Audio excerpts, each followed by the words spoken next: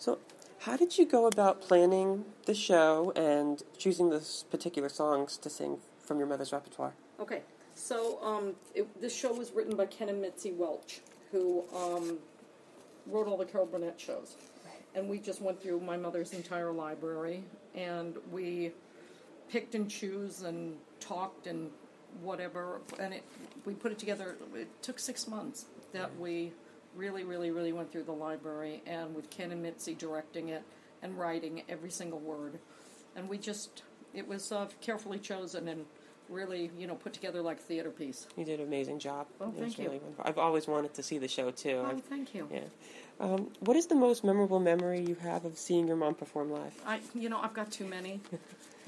That's why I wrote a book. Yeah, I love that book. Thank you. There's just too many. I love that Tom Green story. Huh? I love the Tom Green story. Oh, it was Tom Green, right? How did you continue to keep your mother's legacy alive, and do you want people to and what do you want people to remember about her and her remarkable and extensive body of work? I want people to remember her musicianship. I want people to remember her as a performer and an actor, and I want them to remember her work, okay? And I think that that's what gives people joy, and that's what she wanted people to look at her for. And I think that that's one of the things that we convey in this show is a celebration of the legacy of music that she left us. Okay. Do you have any future projects for yourself? Any besides the song my mother taught me? I know you just did Feinstein's. No, I've got some shows coming up in August. In August? Okay. Any more in Florida at all? I don't think so. August is a little hot down here. It is, yeah. What do you think about First Hand Records producing all those new CDs, the Amsterdam concert and the London recordings?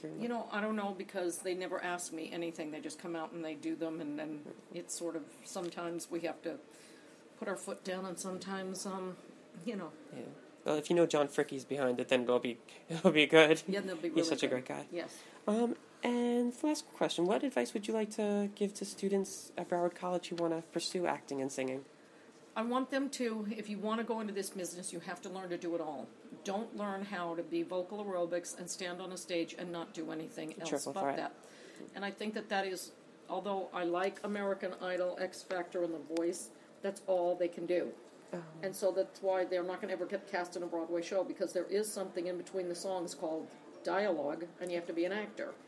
And you have to learn to be choreographed. So I would say that you have to do it all. And you cannot just rely on standing there and singing anymore.